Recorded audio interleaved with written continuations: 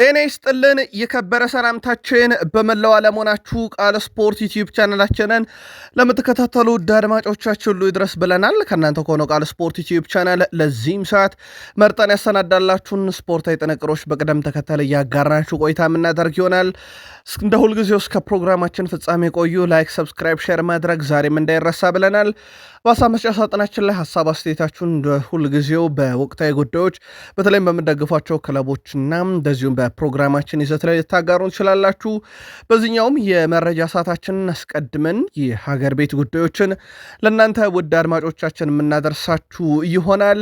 ውድ ቤተሰቦቻችን በአውሮፓም ዛሬ በርከት ያሉ መርሃ ግብሮች በጥሎ ማለፍና በሊግ ደረጃ ይካሄዳሉ፣ እናነሳቸዋለን። ትላንትና በርከት ያሉ መርሃ ግብሮች በአውሮፓም ዙሪያ ሲካሄዱ ነበረ።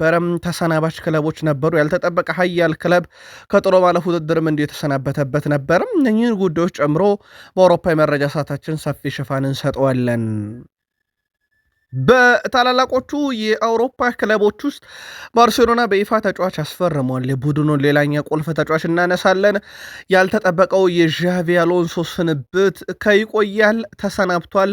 በሰዓታት ውስጥ እንዴት ለውጥ ሊደረግበት ቻለ? የዘ አትሌቲክን መረጃ እናጠረዋለን። ማድሪድ ቤት በርካታ ለውጦች በሰዓታት ውስጥ ተካሂደዋል። የፈረንጆች አዲስ ዓመት ከቼልሲ ማንቸስተር ዩናይትድ ብሎ አሁን ማዕበሉ ሪያል ማድሪድ ደርሷል። ተረኛው በቋሚነት አልጋ ወራሽ እንዲሆኑ የሚፈለጉትን ሰው እናነሳለን። ለየት ያለ መረጃ በማድሪድ በኩል ይዘናል።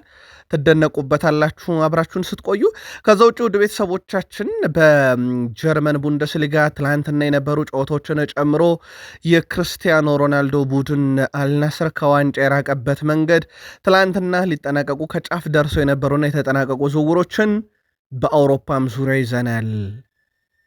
በተወዳጁ የእንግሊዝ ፕሪሚየር ሊግ የመረጃ ሰዓታችን ታላላቆቹን የፕሪሚየር ሊግ ክለብ እናነሳለን። የቶትንሃም ዝውውር በጣም ያልተጠበቀ ነው። ከቪላ ተጫዋች ከአፉ ላይ መንጠቅ ያክል ነው። ልዩ ጥንቅር ይዘናል። የጋርዲዮላውን ቡድን ማንቸስተር ሲቲ እናነሳለን። ተጋጣሚያቸውን አውቀዋል በወሳኙ ጨዋታ ላይ። ከዛ በፊት ግን ዛሬ በጣም ትልቅ ጨዋታ የጋርዲዮላን ቡድን ይጠብቀዋል። በሲቲ በኩል ተጨማሪ ቡድን ዜናና ስለ ጨዋታው መረጃዎችን ይዘናል። የሲቲዝን ደጋፊዎች አብራችሁ ትቆያላችሁ። በቼልሲ በኩል አሰልጣኝ ሊያም ሮዣኒየር ጋዜጣዊ መግለጫ ሰጥቷል ስለ ቡድናቸው። በተለይም ከአርሰናል ጨዋታ በፊት የሰጡትን ጋዜጣዊ መግለጫ ላይ የቡድን ዜና እናነሳለን። ከዛ ውጭ ከጉዳት ጋር በተያያዘ ምናልባት እንደ አጋጣሚ ሊጠቀሙት ይችላሉ የተባለ አንድ ተጫዋች በቼልሲ በኩል ሰምተናል። የቼልሲ ቀጣይ ተጋጣሚ ታውቋል። በወሳኙ ጨዋታ ላይ የሰሜዎቹ የክለቦች ዓለም ሻምፒዮኖቹ ቼልሲዎችም እንደዚሁ ደጋፊዎች እስከ ፕሮግራማችን ፍጻሜ ከቃል ስፖርት ዩቲዩብ ቻናል ጋር ቆዩ። ሊቨርፑል በቀላሉ ድል አድርጎ ወደ ቀጣዩ ዙር በኤፍኤ ካፕ ማለፉን አረጋግጧል። በሊቨርፑል በኩል ፍጹም የበላይ ነበሩ። በምሽቱ ጨዋታ ላይ ግን አንዳንድ አነጋጋሪ ተጫዋቾችን ማንሳት ይኖርብናል። ፍሎሪያን ቬርዝ፣ ዶሚኒክ ሶቦስላይ እና እንደዚሁም ደግሞ እንደ ሁጎ ኤኪቲኬ ያሉ ተጫዋቾች ሊነሱ ይገባል። ቀጣይ ተጋጣሚያቸውንም አውቋል። በሊቨርፑል በወሳኙ ጨዋታ እንመለከተዋለን። ከማንቸስተር ዩናይትድ ጋር በተያያዘ አንድ የቀድሞ ተጫዋች እኔም አሰልጣኝ ሆናለሁ እያለ ነው። ነገርየው ትንሽ አነጋጋሪ ነው። ከክርስቲያኖ ሮናልዶ ዘመን ዩናይትድ ተጫዋችነት እስከ አሰልጣኝነት አብሮ የሰራው ማይክል ካሪክ እጩ ሆኖ የመጨረሻው ከቀረበ በኋላ ስለ ኦሌ ጉናር ሶልሼርስ ምን አዲስ ነገር አለ? ተጨማሪ ጥንቅር ይዘናል። አሁን ማንቸስተር ዩናይትድ አሰልጣኝ ዝርዝር ውስጥ በቋሚነት በተለይም ቀጣዩ ዓመት ክለቡን ሊረከቡ ይችላሉ ስለተባሉትም አሰልጣኙ ተጨማሪ ጥንቅር ይዘናል። በዩናይትድ በኩል ቀጣዩንም ጨዋታ እናነሳለን። ዩናይትዳውያን አብራችሁን ቆዩ። አርሰናሎች አንድ ቅጥር ከፈጸሙ በኋላ በጣም አነጋጋሪ ነገር ነው የተከሰተው። ይህንን ለየት ያለ መረጃ ለአርሰናል ደጋፊዎች በልዩ ሁኔታ ካደረስን በኋላ በአርሰናል በኩል አነጋጋሪውን ጋብርኤል ማጋሌሽን ግድ ይለናል ለማንሳት የማይክል አርቴታ ተስፈኞችን በአንድ ዝውውር ላይ አርሰናልን አቋም ከቼልሲ ጋር ስለሚደረግ ጨዋታና የአርሰናል የአራተኛ ዙር ቀጣይ መርሃ ግብርና ተጋጣሚያቸውን አያይዘን ካነሳን በኋላ በአጠቃላይ ዛሬ የሚደረጉ ጨዋታዎችን እንዳስሳለን። ውድ ቤተሰቦቻችን ያላችሁት ቃል ስፖርት ዩቲዩብ ቻናላችን ላይ ናችሁ። ከ80 ሺህ በላይ ሰብስክራይበር ባለው ቻናላችን ላይ ቃል ስፖርት ዩቲዩብ ቻናል እንደ ሁልጊዜው ለእናንተ ውድ አድማጮቻችን ከሀገር ቤት እስከ ባህር ማዶ መረጆችን ከዚህ በማስቀጠል እናስደምጣችኋለን። ላይክ፣ ሰብስክራይብ፣ ሼር አድርጉን። ለሀሳብ አስተያየታችሁ አመስጋኝነን። ከቃል ስፖርት ዩቲዩብ ቻናል መረጆቹን እያጋራችሁ ቆይታ ማደረገውን ቃል ነኝ። መልካም ቆይታ ተመኘን። የኢትዮጵያ ፕሪሚየር ሊግ 14ተኛ ሳምንት መርሃ ግብሮች ተደርገው ከረፍት በኋላ 15ኛ ሳምንት ይቀጥላል። ሐሙስ ጀምሮ ባህር ዳር ከተማና መቻል ቅዳሜ ጥር 2 በአዲስ አበባ ስቴዲየም ያደረጉት ጨዋታ በሳምንቱ የብዙሃንን ትኩረት ከሳቡ መርሃ ግብሮች ይጠቀሳል። በ14ተኛ ሳምንት በጨዋታው በመጨረሾቹ 5 መርሃ ግብሮች 4 አቻና 1 ሽንፈት ያስመዘገቡት ባህር ዳር በተመሳይ በድል ረሃብ ላይ ከነበረው መቻል ብርቱ ፈተና እንደሚገጥማቸው ቢገመትም በኳስ ቁጥጥር ድሎችን በመፍጠር ሆነ በጨዋታ መቆጣጠር ረገድ ከፍተኛ ብልጫ በመውሰድ ከ41 ቀን ጥበቃ በኋላም ከናፈቃቸው ድል ጋር የታረቁበት እንደነበረ የሚዘነጋ አይደለም። ባህር ዳር ከተማ የአሰልጣኝ ደጋርጌ ግዛው የጨዋታ ዝግጅት ብቃት በዚህ ድል ላይ የነበረው አስተዋጽኦ ደግሞ ከፍ ያለ ነበረ። አሰልጣኙ በሁሉም የሜዳ ክፍሎች የጥራት ደረጃቸው የላቁ ተጫዋቾች የያዘውን መቻል በገጠሙበት ጨዋታ ላይ ቡድናቸው የተጋጣሚ የማጥቃት መስመር በመገደብ በመሃል ሜዳ ላይ ፍልሚያውን የበላይ በመሆን እና በርካታ ያሉ የጠሩ ድሎችን በመፍጠር ድል ማድረጉ የዚህ ማሳያ ነበረ። በጥቅሉ ሲታይ የአሰልጣኙ የጨዋታ ዝግጅትና አቀራረብ ብቃትና የጣና ሞገዶቹ ከጨዋታ ቀደም ብሎ ሰሞንኛ ብቃታቸው በመንተረስ በብዙዎች ዘንድ የተሰጠውን ግምት ፍቅረ ሚካኤል አለሙና ግርማ ዲሳሳ ግቦች በፉርሽ በማድረግ ድል በማድረግ ማለት ነው ሲገመትባቸው የነበረውን አሸናፊ መሆን ችለዋል። በዚህ መሰረት አሰልጣኝ ደጋርጌ ግዛው ከመመራት ተነስተው ወላይታ ዲቻን በማሸነፍ ጣፋጭ ድል የተቀናጁትን ኢትዮጵያ መድን አሰልጣኝ ገብረ መድን ኃይሌን በመብለጥ የሶከር ኢትዮጵያ 14ኛ ሳምንት ምርጥ አሰልጣኝ ተብለው በትላንትናው ዕለት መመረጥ እንዲሁ ችለዋል። ሐሙስ ታህሳስ 30 በተካሄደ ጨዋታ የሳምንቱ መክፈቻ መርሃ ግብር ክስተቱ ነገሌ አርሲ ሽረ ምድረ ገነትን በመርታት 4ኛ ተከታታይ ድሉን አሳክቶ አስደናቂ ግስጋሴውን እንዳስቀጠለ ይታወቃል። በዚህ ጨዋታ ላይ ደግሞ እንደ ክለቡ ሁሉ የሊጉ ክስተት መሆኑን ደጋግቦ በመስከር ላይ የሚገኘው የመስመር አጥቂው ከቤ ብዙነህ ያሳየው ብቃት አስደናቂ ነበረ። ተጫዋቹ በዕለቱ ቡድኑን ለድል ያበቃች ወሳኝ ግብ ከማስቆጠርም በተጨማሪ በቡድን ውስጥ የነበረው ተሳትፎ ከፍ ያለ ነበረ። ጎል ልትሆን የምትችልም ኳስ እንዳትቆጠር ያደረገበት መንገድ በጣም አስደናቂ ነበር። የተጋጣሚ ተከላካዮች ፈተና ሆነው በዋለበት ጨዋታ ላይ የነበረው ውጤታማ የማጥቃት እንቅስቃሴ እንደዚሁም በግል ጥረቱ በፈጠራቸው የግብ ዕድሎች መነሻነትም በዚህ የጨዋታ ሳምንት የተሻለ አፈጻጸም የነበረው ተጫዋች ያደርገዋል። በዚህ መሰረት በሶከር ኢትዮጵያ ኤዲቶሪያል እጩ ሆነው ከቀረቡት የጣና ሞገዶቹ ተስፋ ሄኖክ ይበልጣል በመብለጥ የሶከር ኢትዮጵያ 14ኛ ሳምንት ምርጥ ተጫዋች ሆኖ መመረጥም የቻለው እንደዚሁ ካቤ ብዙነህ መሆን ችሏል ከነገሌ አርሲ። የእናንተ ምርጫ ግን የተለየ ከነበረ በቃል ስፖርት ዩቲዩብ ቻናል የሀሳብ መስጫ ሳጥናችን ላይ ላኩልን።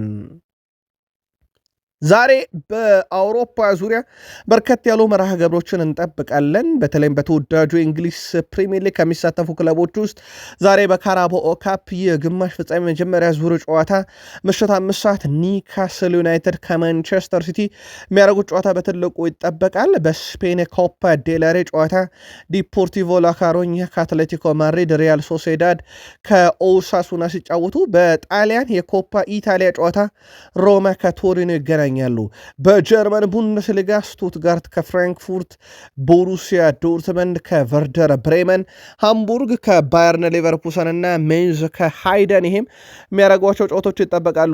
ውድ የቃል ስፖርት ዩቲዩብ ቻናል ቤተሰቦቻችን በዛሬው ዕለት ኒካስል ዩናይትድ ከማንቸስተር ሲቲ ምሽት 5 ሰዓት በእንግሊዝ የካራባኦ ካፕ ጨዋታን በተመለከተ ሰፊ ጥንቅር ይዘናል። በፕሪሚየር ሊግ የማንቸስተር ሲቲ የመረጃ ሰዓት እናነሷለን። አብራችሁን ቆዩ። ትላንት በጣሊያን ሴሪኤ 2 መርሃ ግብሮችን አየን። አንደኛው በርከት ያሉ ግቦች የተቆጠሩበት የዩቬንቱስና የክሮሜንሴ ጨዋታ ነበረ። ዩቬንቱስ ክሮሜንሴን 5-0 በሆነ ውጤት ድል ማድረግ ችሏል። የዩቬንቱስን 5 የማሸነፊያ ግቦች 12ኛው ደቂቃ ላይ ድሪመር፣ እንዲሁም 16ኛው ደቂቃ ላይ ዴቪድ፣ 35ኛው ደቂቃ ላይ ኬንያልዲስ፣ 48ኛው ደቂቃ ላይ ትራኮኒ የክሮሜንሴ ተጫዋች በራሱ መረብ ላይ፣ 64ኛው ደቂቃ ላይ አትኪንስ በጨዋታ እንደዚሁ ያስቆጠረው ዩቬንቱስ 5-0 በሆነ ውጤት ድል አድርጓል። በአሰልጣኝ ሉቺያኖ ስፓሌቲ የሚመሩት ዩቬንቱሶች ካለፉት 12 ጨዋታ የተሸነፉት አንዱን ብቻ ነው። አሁን ነጥባቸውን 39 ያደርሰዋል። ዩቬንቱስ ክሮሜንሴ እዛው 22 ላይ ለመቅረት ተገዷል። የፊታችን ቅዳሜ ካግላሪ ከዩቬንቱስ፣ ሰኞ ክሮሜንሴ ከሄላስ ቬሮና በጣሊያን ሴሬ ቀጣይ እንደዚሁ መርሃ ግብራቸውን የሚያከናውን ይሆናል። ሌላኛው መርሃ ግብር ጄኗን ከካግላሪ ያገናኘ ጨዋታ ነበረ። ጨዋታው ጄኗን በሜዳው ድል አድርጎም 3 ነጥብና 3 ግቦች የሚያገኘበት ነበረ።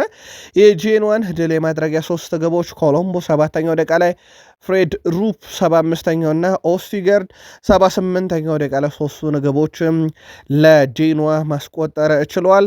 ውድ ቤተሰቦቻችን በዚህ መሰረት የጣሊያን ሴሬ መሪ ኢንተር ሚላን ነው አሁንም በ43 ነጥብ ይመራል። ሚላን በ40 ይከተላል። ዩቬንቱስ በ39 ነጥብ 3ኛ ደረጃ ላይ ማደግ ችሏል። በእርግጥ ጨዋታ ቀሪ ያላቸውም ክለቦች አሉ። አንደኛው ናፖሊ ነው በ39 ነጥብ 4ኛ ነው። ሮማ በ39 ነጥብ 5ኛ ነው። በግብ ክፍያ ብቻ ነው የሚበላለጡት።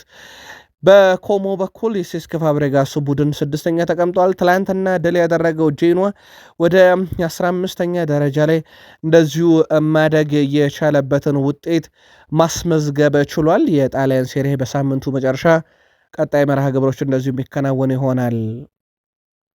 በፈረንሳይ ከሰሞኑ የጥሎ ማለፍ ጨዋታ በኩፕ ደ ፍራንስ እየተካሄዱ ይገኛሉ። የፍራንስ ሊጋ ጨዋታዎች የሉም። በዚህም መሰረት ውድ ቤተሰቦቻችን ትላንትና ሁለቱ የፈረንሳይ ባላንጣዎች ተፋልመው ነበረ፣ ፓሪስ ሰን ዠርሜን እና ፓሪስ። በነገራችን ላይ በጥቂት ማይል ርቀት ነው ሁለቱ ስቴዲየሞች ልዩነታቸው፣ የፓሪስ ሰን ዠርሜን እና የፓሪስ። እናም አንዱ ስቴዲየም ጨዋታ ካለ ሌላኛው ስቴዲየም ላይ ያለ ድጋፍ ይሰማል። ትላንትና በፓርክ ደ ፕሪንስ ቢሆንም ጨዋታው ፓሪስ 1-0 በኤኮኔ ግብ 74ኛው ደቂቃ አሸንፎ ፓሪስ ሰን ዠርሜንን አሰናብቶታል። በዚህ መሰረት ፓሪስ ሰን ዠርሜን በዚህ ውድድር ዓመት ኩፕ ደ ፍራንስ ዋንጫ ላይ ይሳተፍና በዚህ ዓመት ትሪፕል የሚባል ነገር ለፓሪስ ሰን ዠርሜን አይኖርም እንደማለት ነው። በስፔን ላሊጋም የአንድ መርሃ ግብር ነበረ። ሴቪያን ከሴልታ ቪጎ ያገናኘ ጨዋታ ነበረ። እንግዳው ቡድን ሴልታ 1-0 አሸንፏል። አሎንሶ 88ኛው ደቂቃ ላይ የእንግዳውን ቡድን ሴልታ ብቸኛ የማሸነፊያ ግብ አስቆጥሮ ሴልታ ቪጎ ሴቪያን በሜዳው አሸንፎታል። በዚህ መሰረት ውድ ቤተሰቦቻችን አሁንም ባርሴሎና በ49 ነጥብ ይመራል። ከ19 ሳምንት በኋላ ሪያል ማድሪድ በ45 ይከተላል። ቪላሪያል በ41 ሶስተኛ ነው። አትሌቲኮ ማድሪድ በ39 ነጥብ 4ኛ፣ ኤስፓኞል በ34 ነጥብ 5ኛ፣ ሪያል ቤት በ29 ነጥብ 6ኛ ደረጃ ላይ እንደዚሁ መገኘት ችሏል። ትላንትና ድል ያደረገው ሴልታ ነጥቡን 29 በማድረስ 7ኛ ደረጃ ላይ እንደዚሁ መድረስ የቻለበት ነው። ዘንድሮ ሴቪያ ጥሩ አይደለም። 14ኛ ደረጃ ላይ ነው የሚገኙት በ20 ነጥብ። በአጠቃላይ በስፔን ላሊጋ ወራጅ ቀጠና ውስጥ ቫሌንሺያ በ17 ነጥብ 18ኛ፣ ሌቫንቴ በ14 ነጥብ 19ኛ፣ ሪያል ኦቪድ በ13 ነጥብ 20ኛ ደረጃ ላይ እንደዚሁ ተገኝተዋል። ባርሴሎና በይፋ ተጫዋች ያስፈርሟል። ባርሴሎና በአልሂላል ቤት የነበረውን ካንሴሎን እስከ ውድድሩ ዓመቱ መጨረሻ በሚቆይ ውል ነው የሚያስፈርመው። ስምነቱ በ4 ሚሊዮን ዩሮ ነው የሚጠቃለለው። አጠቃላይ ደሞዙን ይከፍላል ባርሴሎና። ተጫዋቹም በባርሴሎና ለመቆየት ከነበረው ፍላጎት አንጻር ነበረ ምርጫው የደረገው። በነገራችን ላይ ውድ ቤተሰቦቻችን ይህን መረጃ ለእናንተ እስካጠናቀርን ሰዓት ባርሴሎና ዝውውሩን ይፋ አላደረገው። ያው በሰዓታት ውስጥ ይፋ ያደርገዋል ተብሎ ስለሚጠበቅ ኦልሞስት ያለቀ ዝውውር በሉት። ከዛ በተለይ ቡድኑ ቁልፍ ተጫዋች ሮቤርት ሌዋንዶስኪ የመጨረሻ ዓመቱን እያሳለፈ ይገኛል። ወደ 1006ኛ ጨዋታውን በዚህ ሳምንት በኤል ክላሲኮ የስፔን ሱፐር ካፕ ድል ባደረጉበት ጨዋታ ላይ ተገኝቶ ያደርጓል። 708 ግብ፣ 195 አሲስት፣ በ1006 ጨዋታ 903 የግብ አስተዋጽኦ አለው። መቆየት ይፈልጋል። አሁንም የመጨረሻ የባርሴሎና ውሳኔ በቀጣይ ይጠበቃል። አትሌቲክ በትላንትናው እትሙ ላይ ዣቪ አሎንሶ ሊቆይ ይችላል የሚል ዘገባን በወጣ በሰዓታት ውስጥ ዣቪ አሎንሶ ተሰናብቷል። ቃል ስፖርት ዩቲዩብ ቻናል የምሽት ጥንቅራችንም ላይ የዘ አትሌቲክን መረጃ አንስተነው ነበር፣ ግን በሰዓታት ውስጥ የእሳቸው ስንብት እውን ሆኗል ሳይጠበቅ። የላሊጋው ክለብ ሪያል ማድሪድ ከአሰልጣኝ ዣቪ አሎንሶ ጋር ለመለየት መወሰኑን ነው ወዲያው ይፋ ያደረገው። ስፔን አሰልጣኝ ዣቪ አሎንሶም ከኤል ክላሲኮ ሽንፈት በኋላ ቆይታቸው ጥያቄ ምልክት ውስጥ ቢወድቅም የመቆየት እድላቸው ሰፊ ነው ቢባልም ተሰናብተዋል። ሎስ ብላንኮች ከአሰልጣኙ ጋር በጋራ ስምምነትም ነው የተለያዩት። አሰልጣኝ ዣቪ አሎንሶ ከ6 ወራት በኋላ የሞቀ ቤታቸውን ለቀው ባየርን ሌቨርኩሰንን የተቀላቀሉት ሪያል ማድሪድ ጋር ተለያይተዋል። ከአሰልጣኝ ዣቪ አሎንሶ ጋር የተለያየው ሪያል ማድሪድ በምትኩ አዲስ አሰልጣኝ ወዲያውን የሾሙት ሪያል ማድሪድ የወጣት ቡድን አሰልጣኝ አልቫሮ አረቢዮላን የቡድኑ ዋና አሰልጣኝ አድርጎ ሾሞታል። ይሄ እንዴት ፈጠነ የሚል ጥያቄ በበርካቶች ዘንድ ይነሳ ነበረ። ሪያል ማድሪድ እና ዣቪ አሎንሶ ሊለያዩ የነበረው ከወራት በፊት ነበረ፣ ግን ውጤቱ ሲስተካከል ተረፉ እንጂ በወቅቱ እሳቸውን አሰናብቶ አልቫሮ አርቤሎዋን ለመተካት ኦልሞስት ያለቀ ጉዳይ ነበረና ትላንትና የሚያንን ሲያደርጉ እንደ አዲስ የተወያዩበት ውሳኔ አልነበረም። አዲስ የነበረው የእሳቸው ስንብት ብቻ ነበረ። አሰልጣኝ አልቬሮ አርቤሎዋ ከ2025 ሐምሌ ወር ወደ ሪያል ማድሪድ ወጣት ቡድን ሲያሰለጥንም ነበረ። አሰልጣኙ ከ2020 ጀምሮ የአሰልጣኝ ሕይወታቸውን በሪያል ማድሪድ አካዳሚ እንዳሳለፉ ይታወቃል። አሰልጣኝ አልቬሮ አርቤሎዋ የሪያል ማድሪድ የመጀመሪያ ጨዋታውን ሮብ ቡድኑን ከአልባሼቴ ጋር በሚያደርጉት የኮፓ ዴላሬ ጨዋታ እየመራ የሚጀምር ይሆናል። በአሰልጣኝ ዣቪ አሎንሶና ተጫዋቾች መካከል የነበረው ውጥረት ባለፉት ሳምንት ይበልጥ ተባብሶ እንደነበረ ነው አትሌቲክ እና ፋብሪዚዮ ሮማኖም የጠቆሙት። የቡድኑ በርካታ ተጫዋቾች በአሰልጣኝ ዣቪ አሎንሶም የጨዋታ ስታይልና ቡድን መሪነትም ደስተኛ እንዳልነበሩ ተነግሯል። በአሰልጣኙና በክለቡ አንዳንድ ተጫዋቾች መካከልም ችግር መፈጠር የጀመረው ከክለቦች ዓለም ዋንጫ ጅማሮ ጀምሮ መሆኑም ተነግሯል። አሰልጣኝ ዣቪ አሎንሶ አሁን ላይ ሪያል ማድሪድን ለመልቀቅ በራሳቸው መወሰናቸውም ሲነገር ነበር። ግን ገሚሶች የለም ተባሮ ነው እያሉ ነው። ስለዚህ ጉዳዩን ማጥራት ይኖርብናል። አሰልጣኙ ውሳኔው ለክለቡ ሆነ ለእኔ ትክክለኛ ነው የሚል እምነት እንዳላቸውም ተነግሯል። ዣቪ አሎንሶ ተጫዋቾቹ አጨዋወታቸውን ተቀብለው ይላመዳሉ የሚል እምነት ስለሌላቸው በቡድኑም ለመቆየት ፈተና እንደነበረ ነው የተነገረው። በሌላ በኩል ሪያል ማድሪድ አዲሱን አሰልጣኝ አርቤሎዋን በምን መልኩ ኃላፊነት መረጣቸውም በሚለው ጉዳይ ላይ ግን ይፋ የተደረገ ነገር የለም። የቀድሞ የክለቡ ተከላካይ አልቫሮ አርቤሎዋ የመጀመሪያ ልምምዳቸውን ከዛሬ ጀምሮ ክለቡን ያሰራሉ። ከልምምድ በኋላ አሰልጣኙ ከጋዜጠኞች ጋር የመጀመሪያ ቆይታቸውን የሚያደርጉም ይሆናል። ዣቪ አሎንሶ የመጀመሪያው አሰልጣኝ ሆነዋል። 30 ሲደመር ጨዋታን መርተው በሪያል ማድሪድ አንድም ጨዋታ ሳያሸንፉ የተሰናበቱ። ለመጨረሻ ጊዜ የገጠማቸው ማኑኤል ፔሌግሪኒ ነበሩ 2009-10። ከዛ በኋላ ግን እሳቸው በሲቲ ቤት የሰሩት ገድል እናስታውሳለን። ዣቪ አሎንሶ 30 ሲደመር ጨዋታ መርተው ዋንጫ ሳይበሉ የተሰናበቱ ሰው ሆነዋል። ከዛ ውጪ የፈረንጆች አዲስ ዓመት 2026 ከገባ በኋላ 12ቱ ቀን ላይ 3 ቁልፍ አሰልጣኞች ተሰናብተዋል። ሶስተኛው ሰው ዣቪ አሎንሶ ሆኗል። መነሻውን ጃንዋሪ 1 ላይ ቼልሲ ቤት ነበረ። ከታላላቅ ክለቦች የማሬስካን ስንብት ሰምተን ግርም ብሎን የነበረው የውጤት ቀውስ ውስጥ ቢኖሩም በዚህን ያክል ደረጃ ግን በፍጥነት ይሰናበታሉ ተብለው ያልተጠበቁት የዩናይትዱ ሩበን አሞሪም በጃንዋሪ 5 ተሰናበቱ። ከዛ በኋላ ጃንዋሪ 12 ላይ ዣቪ አሎንሶ ተሰናበቱና ይህ ጃንዋሪ ሳይጠናቀቅ ሌላ የሚሰናበትም ቁልፍ ሰው ሊኖር ይችላል እያሉ በርካታ አወራራጅ ድርጅቶች እየጠቆሙ ነው። አዲሱ ዓመት በፈረንጆች የአሰልጣኝ ስንብት ተጧጡፎ የቀጠለበትም ሆኗል። በኬሊያን ምባፔ በኩል ወዲያው ነው በነገራችን ላይ መግለጫ ያወጣው። አጭር ጊዜ ቢሆንም ለእኔ ግን በጣም አስደናቂ ጊዜ ነበረ ያሳለፍኩት ካንተ ጋር ብሎታል ዣቪ አሎንሶ። እናም ብዙ ተምሬያለሁ፣ ማመስገን ይኖርብኛል። ከመጀመሪያው ቀን ጀምሮ በነበረን ቆይታ በጣም ደስተኛ ነበርኩ ብለዋል። የአንተን የአሰልጣኝነት ጊዜም መቼም አረሰውም። በጣም ግልጽ ሀሳቦች ነበሩ። አውቃለሁኝ በርካታ ነገሮች በእግር ኳስ ይፈጠራሉ። ለአንተ መልካሙን ሁሉ በቀጣይ ህይወት እንዲገጥም እመኝልሃለሁ ብሎታል ኬሊያን ምባፔ ለዣቪ አሎንሶ። በነገራችን ላይ ከሪያል ማድሪድ እንደ ቡድን ሪያል ማድሪድ ቡድኑ ካወጣው መግለጫ ቀጥሎ የዣቪ አሎንሶ ስንብት ላይ መልካሙን ሁሉ ይግጠምህ ብሎ መልእክት ያስተላለፈ የመጀመሪያው ተጫዋች ኬሊያን ምባፔ ነው። በፍሎሬንቲኖ ፔሬዝ በኩል ከዚህ በኋላ በሪያል ማድሪድ የቋሚ አሰልጣኝ ዝርዝር ውስጥ አሉ ተብለው ከተያዙት ውስጥ በተለይም የቀድሞ የሊቨርፑል ሰው ስማቸው በስፋት እየተነሳ ይገኛል። ፔሬዝ የርገን ክሎፕን በቀጣይነት እንግዲህ የቋሚ አሰልጣኝ አድርጎ የረጅም ጊዜ የክለቡ አሰልጣኝ አድርጎ የመሾም ፍላጎት አለና ምናልባትም በቀጣይ ድርድር ሊያደርጉ ይችሉበታል ተብሎ ይታሰባል። የርገን ክሎፕ ከሊቨርፑል በኋላ አንድም ክለብ በአሰልጣኝነት እንዳለመሩ ይታወቃል። እሳቸው በሌላ ሚና ነው አሁንም በእግር ኳስ ውስጥ እያገለገሉ የሚገኙት። ፍሎሬንቲኖ ፔሬዝ በቀጣይ እኚህን ሰው በቋሚነት ወደ ሪያል ማድሪድ የመምጣት ፍላጎት አላቸው የሚሉ መረጃዎች በስፋት እየወጡ ይገኛሉ።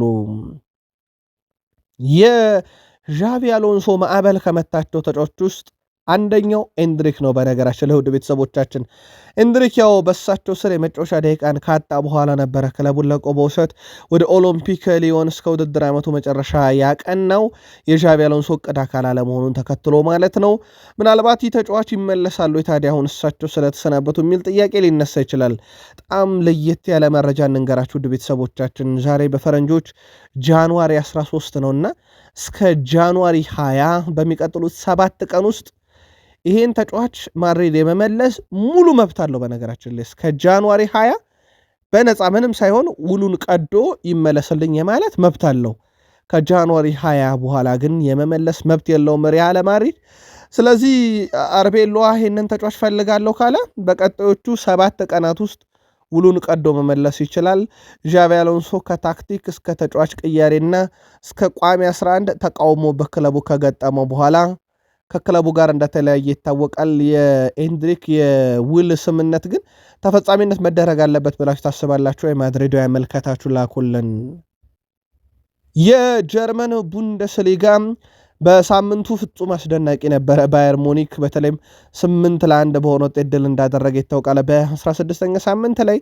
ታዲያ ውድ ቤተሰቦቻችን የሳምንቱ ምርጥ 11 በቡንደስሊጋ ይፋ ሲደረጉ ከታላላቆቹ ክለቦች ውስጥ ወይም ደግሞ በቡንደስሊጋው በትልቁ ስማቸው ከሚጠቀሱ ክለቦች ውስጥ በባየር ሙኒክ በኩል ሁለት ተጫዋቾችን አስመርጧል። ኦሊሴና ሉዊስ ዲያዝን። ቦሩሲያ ዶርትመንድ አንድ ተጫዋች አስመርጧል። ፍሊክ ኒሜንቻን አስመርጧል።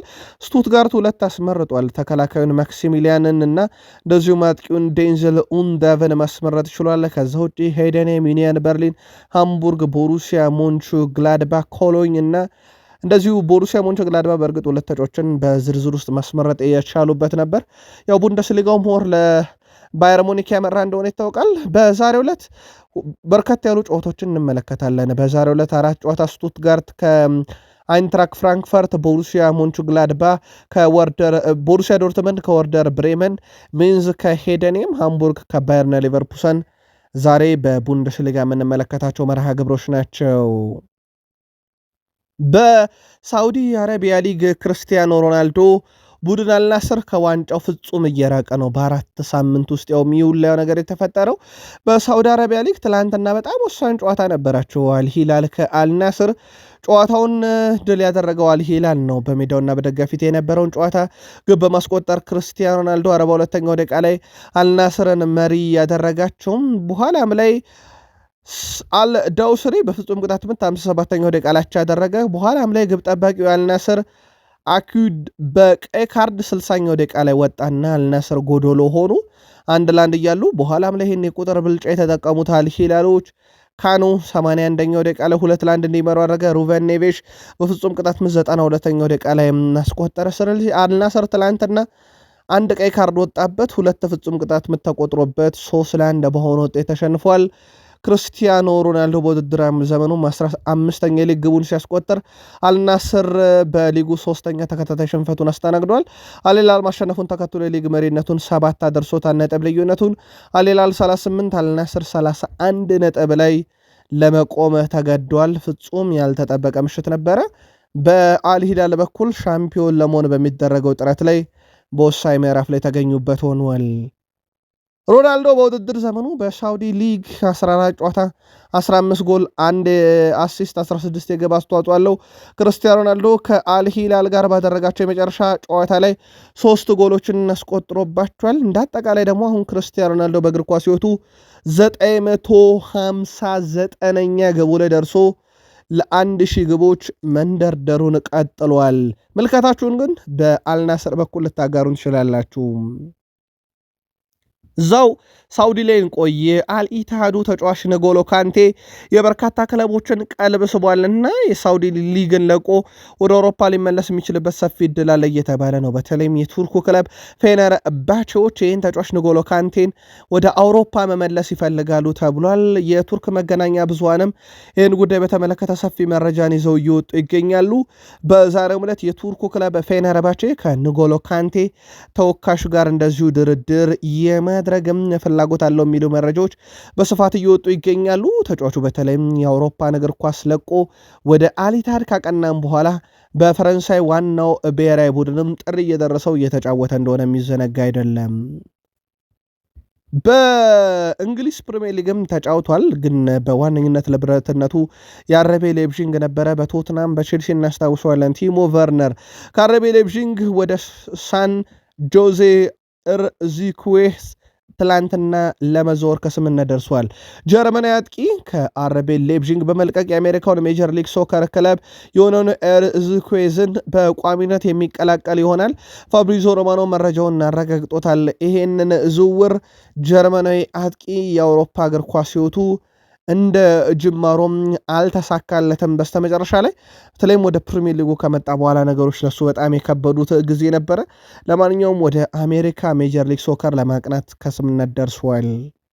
ውድ የቃል ስፖርት ዩቲዩብ ቻናል ቤተሰቦች ከእናንተ ከሆነው ቃል ስፖርት ዩቲዩብ ቻናል የሰዓቱን አጫጭር ስፖርታዊ ጥንቅር እያጋራናችሁ እንገኛለን። ከተወዳጁ የእንግሊዝ ፕሪሚየር ሊግ ብቻ ወዳገኘናቸው የዕለቱ ጥንቅሮች እንሻገር። ከፕሪሚየር ሊግ የመረጃ ሰዓታችን ጋር ላይክ፣ ሰብስክራይብ፣ ሼር እያረጋችሁን መልካም ቆይታ ብለናል።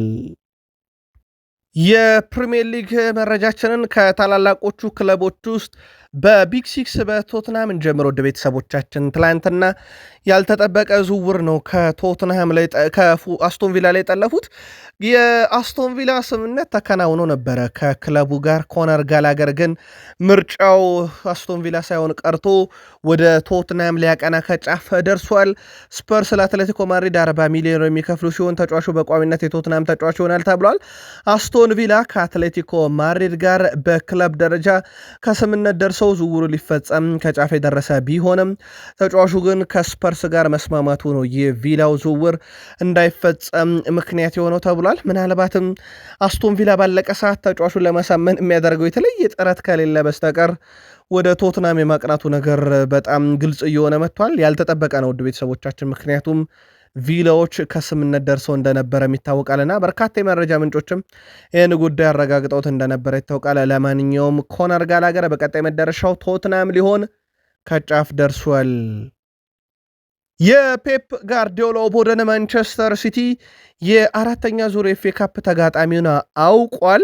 በዚህ መሰረት ማንቸስተር ሲቲ ከሳልፎርድ ሲቲ እና ስዊድን ታውን ጋር እንግዲህ አሸናፊ ጋር ፍልሚያቸውን የሚያደርጉ ይሆናል በአራተኛው ዙር ማለት ነው።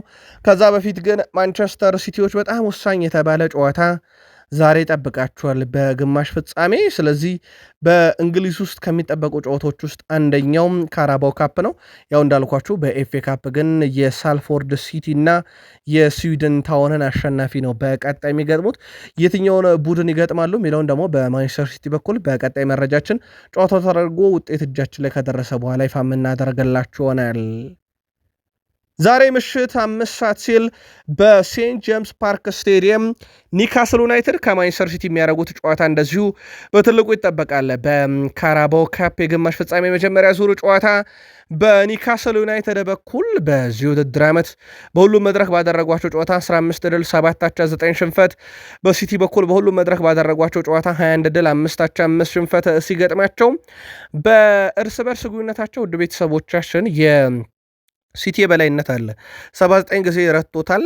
ወደ 72 ጊዜ ደግሞ ኒካስል ረቷል። 41 ጊዜ ያቸወጥተዋል። የመጨረሻ 5 ግንኙነታቸውን ነጥለን ብናይ ሲቲ 2 ያሸንፏል፣ ኒካስል 1 ያሸንፏል፣ 1 ጊዜ አቸወጥተዋል።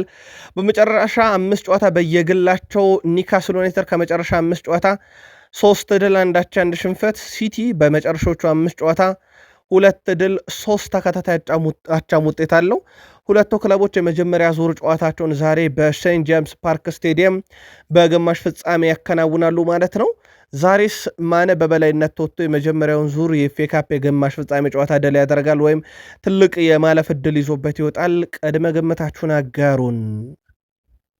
በቼልሲ በኩል ሊያም ሮዘኒየር በአርሰናል ጨዋታ ላይ ያው ካይሴዶ እንደማይገኝ ያረጋግጠዋል። ከዛ ውጪ የተቀሩት ይኖራሉ ብለዋል። በሞይሰስ ካይሴዶ በቅጣት ምክንያት አይኖርም። አዲስ በጣም የተለየ ጉዳት ግን የለብንም ብለዋል። ከቻርልተኑ ጨዋታ በኋላ ውሳኔውን ግን ዛሬ እንወሰናለን ብለዋል። እሳቸው በተለይ ማሎ ጉስቶ፣ ኮል ፓልመር እና ሪስ ጄምስን በተመለከተ ዛሬ ነው ውሳኔ የሚወስኑት። በነኚህ ተጫዋቾች ዙሪያም ተጨማሪ ደቂቃ ያገኛል ወይስ አይሰለፉም የሚለው እንወሰናለን ብለዋል ዛሬ። ስለዚህ የእሳቸውን ጋዜጣዊ መግለጫ በቃል ስፖርት ዩቲዩብ ቻናል እንከታተለዋለን። ሰፊ ሽፋን ይኖረናል።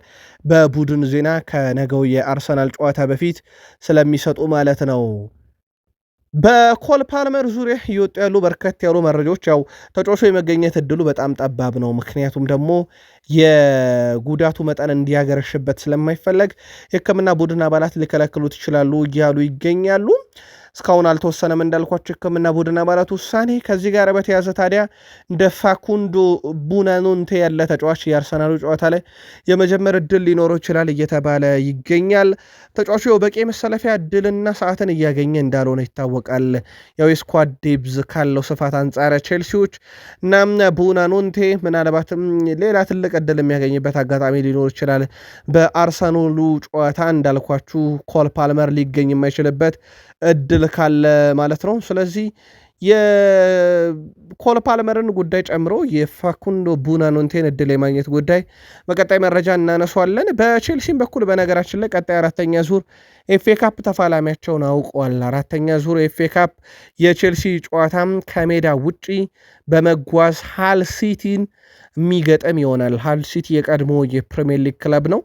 እናም ለቼልሲ እንግዳ ቡድን ባይሆንም ግን ሃል ሲቲ ከዛ ከፕሪሚየር ሊግ ከወረደ በኋላ ብዙ ውጣ ውረዶችን ያሳለፈ ክለብ ነው። ለማንኛውም በአራተኛ ዙር ፍልሚያቸውን የሚያደርጉ ይሆናል። ሻምፒዮኖቹ ሊቨርፑሎች የእንግሊዝ ኤፍኤ ካፕ የመርሳይድ ክለብ ማለት ነው ድል አድርጓል። ኤፍኤ ካፑን መርሃ ግብር ባርንስሌይን 4-1 በሆነ ውጤት ነው ድል ማድረግ የቻለው። ዶሚኒክ ሴቦዝ ላይ እንዴት ያለ አስደናቂ ግብ ነው! ገና በጨዋታው 9ኛ ደቂቃ ላይ አስቆጥሮ የነበረው። ከዛ 36ኛው ደቂቃ ላይ ጀረሚ ፍሪፖንግ፣ 89ኛው ደቂቃ ላይ ፍሎሪያን ቬርዝ፣ 94ኛው ደቂቃ ላይ ሁጎ ኤኬቴኬ አራቱን የማሸነፊያ ግቦች አስቆጥሯል። ለባርንስሌ ጨዋታውን ወደ 2-1 ዝቅ ያደረገች ግብ ፊሊፕስ 40ኛው ደቂቃ ላይ ቢያስቆጠርም ግን በኋላ ሊቨርፑሎች ሁለት ተጨማሪ ግብ አስቆጥረው የግብ ልዩነቱን ወደ 4-1 ከፍ አድርገውታል። ሊቨርፑል ማሸነፉን ተከትሎ ቀጣዩን ዙር ተቀላቀለ። ሊቨርፑል በአራተኛው ዙር ብራይተን ኤንድ ሆቭ አልቢዮንን የሚያስተናግድ ይሆናል። ጨዋታውን በቁጥር እንግለጸው ውድ ቤተሰቦቻችን። ሊቨርፑል 75 በመቶ የኳስ ብልጫ ነበረው። ባርንስሌ 5 በመቶ። ሊቨርፑል ግብ የማስቆጠር ንጻሬ 1.92 ነው። ተጨማሪ ሁለት ግብ አግኝቷል እንደማለት ነው። ባርንስሌ ወደ 1.19 ነው። የሚገባውን ያህል ግብ አግኝቷል እንደማለት ነው። አጠቃላይ ሙከራ ሊቨርፑል 21 ባርንስሌ 9። ኢላማውን የጠበቀ ሊቨርፑል 7 ባርንስሌ 4። ትልቅ የግብ ዕድል በመፍጠር ሊቨርፑል 2 ባርንስሌ 1። በማብከን ሊቨርፑል ትልቅ አንድ የግብ ዕድል አምክኗል። ባርንስሌ ምንም። ኳስ የመቀባበል ስኬት ሊቨርፑል 91 በመቶ ባርንስሌ 75 በመቶ። ጥፋት ሊቨርፑሎች 6 አጥፍተዋል፣ ባርንስሌዎች 7 አጥፍተዋል። ኦፍሳይድ የባርንስሌ ሁለት አጋጣሚ መጥቀስ እንችላለን። የማዕዘን ምት ሊቨርፑል 11 መጥቷል፣ ባርንስሌ 5 መጥቷል። በሙሉ ቁጥራዊ መመዘኛ ከተመለከት ነው ሊቨርፑል ድሉ የሚገባው ነበር ማለት ይቻላል። ፍሎሪያን ቬርዝ በበርንስሌው ጨዋታ የተጫወተው 30 ደቂቃ ነው። ውድ ቤተሰቦቻችን እንደ አጠቃላይ አንድ ጎል አስቆጠር፣ አንድ አሲስት አለው፣ ሁለት የጎል እድሎችን መፍጠር ቻለም። ሌላ አንድ ትልቅ የግብ እድልን ፈጥሮ ነበረም ግን አልተጠቀሙበትም። ትላንትና ፍሎሪያን ቬርዝ ይሄ 90 ደቂቃ ትችት ሲያስተናግድበት ከነበሩት ወራቶች ወጥቶ በ30 ደቂቃ ውስጥ የግብ አስተዋጽኦን የሚያበረከት ተጫዋች ሆኗል። ፍሎሪያን ቬርዝ 5 የግብ አስተዋጽኦ ባለፉት 6 ጨዋታ አለው። ሊድስ እና አርሰናል ላይ ብቻ ነው ምንም የግብ አስተዋጽኦ የሌለው። ስፐርስ ላይ አሲስት፣ እንደዚሁ በርንስሌይ ላይ ግብና አሲስት፣ ወልቭስ እና ፉላም ላይ አንዳንድ ግብ አስቆጥሯልና ባለፉት 6 ጨዋታ 5ኛ የግብ አስተዋጽኦም ላይ እንደዚሁ መድረስ የቻለበት ነው በፍሎሪያን ቬርዝ በኩል። ትላንትና ያው 30 ደቂቃ ተጫውቶ ወደ 9.1 ሬቲንግ በላይ አግኝቷል። ፍሎሪያን ቬርዝ እና ሁጎ ኤኬቴኬ ጥምረታቸው በጣም አስደናቂ ነበረ። በሁለቱ በኩል እንግዲህ አንዳቸው ለአንዳቸው ትላንትና ግብ ለማስቆጠርም እንደዚሁ ምክንያት የነበሩበትም ምሽት ነበረ። በሊቨርፑል በኩል ሁጎ ኤኪቲኬም 14ተኛ የግብ አስተዋጽኦ ጎል አበርክቷል። እንዳጠቃላይ በሁሉም መድረክ ላይ ይሄ የክረምት ፈራሚዎች ትልቁም ነው። በሁሉም መድረክ ላይ እንዳልኳችሁ በቀጣይ ኤፍ ኤ ካፕ ዙር ጨዋታ ደግሞ የካቲት 7 ከብራይተን ኤንድ ሆቭ አልቢዮን ጋር ሊቨርፑል ጨዋታውን የሚያከናውን ይሆናል። ዋይኒ ማርክ ሩኒ ማይክል ካሪክ አሰልጣኝ ከሆነ በአሰልጣኝ ስታፍ አባላት ውስጥ እጅ እቀላቀላለሁ እያለ ነው። ይህ በጣም አነጋጋሪው ጉዳይ ነው። የማንቸስተር ዩናይትድ መንበረ ስልጣን በብዙ የእግር ኳስ ሕይወቱ ስኬታማ በዩናይትድ የእግር ኳስ ታሪክ ውስጥ እንኳን በርካታ ያልተደፈሩ ቁጥሮች ያሉት ዋይኒ ማርክ ሩኒ ያቺ አሁንም ድረስ በፕሪሚየር ሊግ የምትታወስ አስደናቂ የመቀስ ምትግብ ተቀናቃኙ ሲቲ ላይ ለዩናይትድ መለያ ያስቆጠረው ዋይኒ ማርክ ሩኒ አሰልጣኝ ሲሆን ግን የማይቀናው ነው። ከአሜሪካ ሜጀር ሊግ ሶከር እስከ ሻምፒዮንሺፕ ተፈትኖ አይቶታል። አሁን ታዲያ እሱ በቀጣይነት ማይከል ካሪክ ቡድኑን ከተረከበ የአሰልጣኝ ስታፍ አባላቱን ሄጅ ይቀላቀላለሁ የማይሆንበት ምክንያት የለም ብለዋል ዋይኒ ማርክ ሩኒ። ማይክል ካሪክ በተጫዋችነት የተዋጣለት ነበር። እናም ጥሩ አሰልጣኝ መሆን ይችላል። ለዚህ ሰው የማይቻል ነገር የለም። በግሌ ከሱ ጋር በመጮቴ እንደዚሁም በሱ ስር በመሰልጠኔ ኩራት ይሰማኛል ብሎ በአንድ ወቅት ክርስቲያኖ ሮናልዶ በተለይም ዲሴምበር 3 2021 ለማይክል ካሪክ የማንቸስተር ዩናይትድ ጊዜ አሰልጣኝነት እውቅና የሰጠበት ጊዜ ነበረ። አሁን ከብዙ ዓመታት በኋላ ማንቸስተር ዩናይትድ ማይክል ካሪክን ጊዜ አሰልጣኝ አድርጎ በዛሬው ዕለት ይሾማል ተብሎ ይጠበቃል። አዲስ ነገር እስካልተፈጠረ ድረስ ማለት ነው። ማንቸስተር ዩናይትድ ዛሬ ወይም ነገ ነው እንግዲህ በይፋ አጠቃላይ ያደርጋል ተብሎ የሚጠበቀው። ዛሬም ግን ይጠበቃል። ማይክል ካሪክ በሁሉ ነገር በዩናይትድ የቀረበለትን እቅድ ተቀብሏል እየተባለ ይገኛል።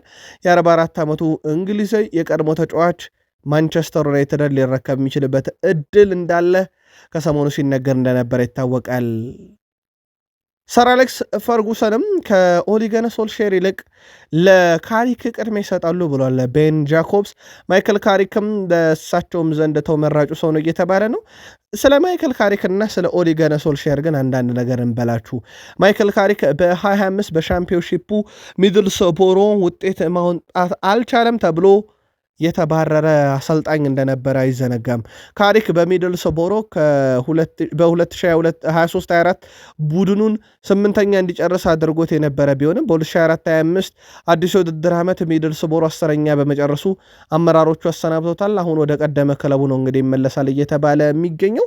በተቃራኒው ደግሞ በዩናይትድ በጊዜ አሰልጣኝነት ሲሰሩ የነበሩት እና በኋላም ወደ ቋሚነት የቀየሩት ኦሊ ጉናር ሶልሼር ዩናይትድን ከሰር አሌክሳንደር ቻክማን ፈርጉሰን በኋላ ካሰለጠኑ አሰልጣኞች ዩናይትድ በጨዋታ በርካታ ያለ ግብ የሚያስቆጥረው በኦሊ ጉናር ሶልሼር ስር ነው። 5 ሲደመር ግቦችን በ10 ጨዋታ አስቆጥሯል። የኦሊ ጉናር ሶልሼር ቡድን ዴቪድ ሞይስ፣ ሉዊስ ቫናል፣ ሩበን አሞሪም፣ ኤሪክ ቴናግ አንዳንድ ጊዜ ጆዜ ሞሪኖ ጭራሽ ከ5 በላይ ግብ አስቆጥረው አያውቅም ቡድናቸውና ኦሊ ጉናር ሶልሼር ደግሞ ከሰር አሌክሳንደር ቻክማን ፈርጉሰን በኋላ በርካታ ጨዋታ ላይ ከ5 ሲደመር በላይ ግብ የሚያስቆጥር ቡድን እንደዚሁ ገንብተው ነበረም። ግን በኋላም ላይ ከስንበት እሳቸውም አልዳኑም። እሳቸው ቀርተው በሚድልስቦሮ ባለፈው የውድድር ዓመት የተሰናበቱት ማይክል ካሪክ የአሰልጣኝነት ቦታው ላይ ቅድመ ግምት ወስደው ዛሬ አሊያም ነገ ሹመት ያገኛሉ ተብሎ እየተጠበቀ እንደሆነ ይታወቃል። አሁን ላይ በማንቸስተር ዩናይትድ ዝርዝር ውስጥ ሆነው በቀጣይ ክረምት ዩናይትድን በቋሚነት ሊረከቡ ይችላሉ ከተባሉ አሰልጣኝ ውስጥ ዣቪ አሎንሶም ስሙ ተካቷል። በእርግጥ ይህ ስም የተካተተው ለዩናይትድ ቅርበት ባላቸው የሚዲያ አውታሮች እንጂ ክለቡ ኦፊሻል አይደለም። በእርግጥ ከክለቡ ጋር ስማቸውም በክለቡም ዝርዝር ውስጥ ያሉ ነበሩ። እንደ ቶማስ ቱሄል፣ ኦሊቨር ግላስነር የመሳሰሉ እነ ሉዊስ ኤንሪኬ፣ ዣቪ ኤርናንዴስ ስሞች ነበሩ በቀጣይ ክረምት ለዩናይትድን በቋሚነት ለመረከብ። አሁን ደግሞ ከሪያል ማድሪድ የተሰናበተውም ዣቪ አሎንሶን ሚዲያው አካቶታል እንደ አማራጭ ይኖራል ተብሎ። ግን ዩናይትድ በዚህ ጉዳይ ላይ እስካሁን ያሉት ነገር የለም። እንዳጠቃላይም በቀጣይ ክረምት ላይ ማን የዩናይትድ ቋሚ አሰልጣኝ ይሆናል በሚለው ጉዳይ ላይ ምንም የተገኘ ፍንጭ የለም። ግን አሁን ዣቪ አሎንሶ በፊት ቶማስ ቱዌል፣ ኦሊቨር ግላስነር፣ ኤንዞ ማሬስካ፣ ሉዊስ ኤንሪኬ፣ ዣቪ ሄርናንዴዝ የሚሉ ስሞች በሚዲያው ላይ በሩመር ደረጃም ሲነገሩ እንደነበረ ይታወቃል። ምናልባትም ደግሞ ጊዜ አሰልጣኙ ምርጥ ከሆነ በቋሚነትም ሊፈርም ይችላል። ለማንኛውም የማንቸስተር ዩናይትድ ጊዜ አሰልጣኝ ሆኖ እስከ ዓመቱ መጨረሻ ክለቡን የሚመራው ሰው የመጀመሪያ ስራው ማንቹሪያን ደርቢ ኦልድ ትራፎርድ የፊታችን ቅዳሜ 9 ሰዓት ከ30 ላይ እንደዚሁ ይሆናል ተብሎ ይጠበቃል። በአርሰናል ኒኮላስ ዣቪየር የተባለ የቆመ ኳስ አሰልጣኝ ከመጣ በኋላ ነገሮች ፍጹም ተለውጠዋል። ውድ ቤተሰቦቻችን ኒኮላስ ዣቪየር በቆመ ኳስ አሰልጣኝነት 2021/22 የውድድር ዘመን ወደ አርሰናል ከመጣ በኋላ በሁሉም ውድድሮች 25 በመቶ 80 ግቦች የሚሆኑት ግቦችን አርሰናል ያስቆጠረው ከማዕዘን ምት ነው። ለዚህ ብዙም ሩቅ መሄድ አያስፈልግም። በዚህ ሳምንት የነበራቸውን የኤፍኤ ካፕ መርሃ ግብር ከፖርትስማውዝ ጋር ብቻ መመልከት ይቻላል።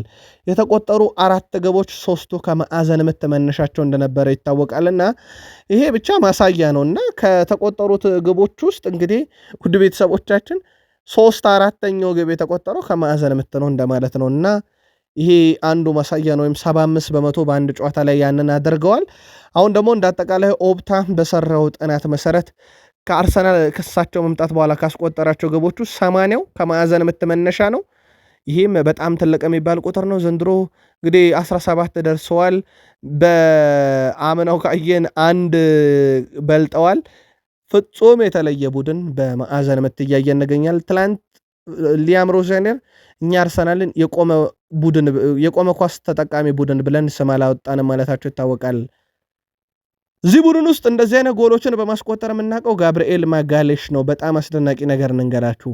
ጋብርኤል ማጋሌሽ በነገው ዕለት ተከላካይ ሆኖ በቼልሲ አጥቂ ዝርዝር ውስጥ የሚገኘውን ፔድሮ ኔቶን በተቃራኒ ይፋለመዋል። በጣም አስገራሚ ግን ሁለቱም በፕሪሚየር ሊግ እኩል ግብ አላቸው። በተለይም ባለፉት 6 የፕሪሚየር ሊግ ሲዝኖች ጋብርኤል ማጋሌሽ ለአርሰናል 20 ግብ አለው። ፔድሮ ኔቶም በእንግሊዝ ፕሪሚየር ሊግ አጠቃላይ 20 ግብ አለው። አንዱ ተከላካይ አንዱ አጥቂ፣ አንዱ ነገ አጥቂ አንዱ ተከላካይ ሆነው ፊት ለፊት የሚፋለሙት ተጫዋቾች እኩል ግብ አላቸውና የማጋሌሽ ግብ የማስቆጠር ንጻሬ እንዴት ትልቅ እንደሆነ ማሳያም ቁጥር ተደርጎ ሊወሰድ ይችላል። አሁን ባለው የአርሰናል ቡድን ውስጥ ያሉ እንግሊዛውያን ተጫዋቾች አሁንም ሆነ ወደፊት ለእንግሊዝ ትልቅ ተስፋ የሚሆኑና ለአርሰናልም በጣም ትልቅ ተስፋ የሚሆኑ ናቸው። ለአብነት ያክል ከሰሞኑ ተቀይሮ የገባው ሳልሞን ማክስ ዶማን ምናልባትም ከዚህ ወር መጨረሻ በኋላ የሚጠበቀው ተጫዋች በአርሰናል ከጉዳቱ አገግሞ ኢታን ዋኔሪ 18 ዓመቱ ነው። ስኬሊ 19፣ ማዱኬ 23፣ ቡካዮ ሳካ 24፣ ዴክላን ራይስ 26፣ ኢዜ 27፣ ቤን ዋይት 28 ዓመታቸው ነው። አርሰናል ከ16 ዓመት እስከ 28 ዓመት ዕድሜ እርከን ውስጥ ያሉ ለዋናው ቡድን መጫወት የሚችሉ እንግሊዛውያንን በቡድን ውስጥ ይዟል። በጣም አስደናቂ ጊዜ በቡድን ውስጥም እያሳለፉ ነው። በተለይም በማይክል አርቴታ ስር ድንቅ ግልጋሎትን እየሰጡ ይገኛሉ። ትላንት ምሽት በነበረን የቃል ስፖርት ዩቲዩብ ቻናል የመረጃ ሰዓታችን ወይም ጃንዋሪ 12 ሰኞ ምሽት ላይ ከነበረን መረጃ ቤን ዋይት በኤቨርተን ይፈለጋል የሚል ነበረና አሁን ለአርሰናል ቅርብ የሆኑ ምንጮች በሩመር ደረጃ መረጃው ቢወጣም አርሰናል ፈጽሞ ጥር ላይ ይህን ተጫዋች አይለቅም የሚል መረጃን ይዞ ወጥቷል። በተለይም ካለው የጨዋታ መደራረብ አንጻር አርሰናል በኤፍኤ ካፑም ቀጥሏል። የካራቦ ካፕም ጨዋታ አለበትና የስኳድ ዴብዙ በጣም ሰፊ መሆኑን ማይክል አርቴታ ይፈልጉታል። ስለዚህ ይህን ተጫዋች አሳልፈው ይሰጣሉም ተብሎ እንደዚሁ አይጠበቅም። በአርሰናል በኩል ሌላው ሊያም ሮዘኔር ከነገው ጨዋታ ጋር በተያዘ በቡድን ደረጃ የተወሰኑ ተጫዋች ቅጣት ቢገጥማቸውም እና አጠራጣሪ ሁኔታ ላይ ያሉ ተጫዋች ቢኖሩም አርሰናልን ለማሸነፍ ቡድን ዝግጁ ነው ማለታቸው ይታወቃል። ወደ ቤተሰቦቻችን ከዚህ ጨዋታ ጋር በተያያዘ አሰልጣኝ ማይክል አርቴታና አሰልጣኝ ሊያም ሮዘኔር ተጨማሪ ጋዜጣዊ መግለጫ ስለሚሰጡ ከጥቂት ሰዓታት በኋላ እንመለስበታለን። የአራተኛ ዙር የኤፍኤ ካፕ ጨዋታ ድልድል ይፋ ሲደረግ አርሰናል ከዊጋን አትሌቲክ ጋር እንደተደለደለ ይታወቃል። በኤፍኤ ካፕ አርሰናል እና ዊጋን አትሌቲክ ከአሁኑ በፊት የተገናኙት አንድ ጊዜ ሲሆን 2014 ላይ ወደ ፍጻሜ ለማለፍ በሚደረግ የግማሽ ፍጻሜ ጨዋታ ሲሆን ወደ መለያ ምት አምርቶ በመለያ ምት አርሰናል ሲያሸንፍ የአሁኑ የአርሰናል አሰልጣኝ ማይክል አርቴታ መለያ ምት ካስቆጠሩ ተጫዋቾች መካከል አንዱ ነበር። ከዛም ወደ ፍጻሜ አልፈው የዋንጫ ባለቤትም ሆነው ነበረ። አርሰናል እንደሚታወቀው በኤፍኤ ካፕ ታሪክ 14 ዋንጫዎችን በማንሳትም የሰሜን ለንደኑ ክለብ አርሰናል ቀዳሚ እንደሆነ ይታወቃል። ዩናይትድ በ13 ይከተለዋል። ያው ይህን ሪካርድ የሚጋራው ክለብ እንደሌለ በዚህ ዓመት ተረጋግጧል። ዩናይትድ በጊዜ ስለተሰናበተ አርሰናል ግን ይህንኑ ሪካርዱን ከፍ ለማድረግ በቀጣይ በአራተኛ ዙር ከዊጋን አትሌቲክ ጋር የኤፍኤ ካፕ መርሃ ግብሩን የሚያከናውን ይሆናል። ዛሬ ምሽት 5 ሰዓት ኒካስል ዩናይትድ ከማንቸስተር ሲቲ በእንግሊዝ የካራቦ ካፕ የመጀመሪያ ዙር የግማሽ ፍጻሜ ጨዋታቸውን ምሽት 5 ሰዓት ያደርጋሉ። በስፔን ኮፓ ዴላሬ ዲፖርቲቮ ላካሮኛ ከአትሌቲኮ ማድሪድ፣ ሪያል ሶሴዳድ ከኦሳሱና፣ በጣሊያን ኮፓ ኢታሊያ ሮማ ከቶሪኖ፣ በጀርመን የጀርመን ቡንደስሊጋ ስቱትጋርት ከአይንትራክ ፍራንክፈርት፣ ዶርትመን ከቨርደር ብሬመን፣ ሃምቡርግ ከባየርን ሊቨርፑሰን እና ሜንዝ ከሃይዴንሄም ጨዋታቸውን የሚያከናውን ይሆናል። ውድ ቤተሰቦቻችን ለምትደግፏቸው ክለቦችና ለምትወዷቸው ተጫዋቾች ሁሉ በጨዋታው መልካም እድል እንዲገጥማቸው ክለቦቻችሁ በርከት ያሉ ግቦችን አስቆጥረው በግብ ተንበሽብሸው ድል በድል የምትሆኑበት ምሽት እንዲሆንላችሁ ቃል ስፖርት ዩቲዩብ ቻናል የዘውትር ምኞታችን ነው። ከእናንተ ከሆነው ቃል ስፖርት ዩቲዩብ ቻናል ለማለዳው ያሰናዳላችሁ ጥንቅር ይሄ ነው። ላይክ፣ ሰብስክራይብ፣ ሼር ሳታረጉን እንዳትወጡ። በሀሳብ መስጫ ሳጥናችን ላይ ሀሳብ አስተያየታችሁን አጋሩን። ከጥቂት ደቂቃዎች በኋላ ተጨማሪ መረጃዎችን ይዘን እንምጣ። የአሁኑን አበቃን። ሰናይ ቀን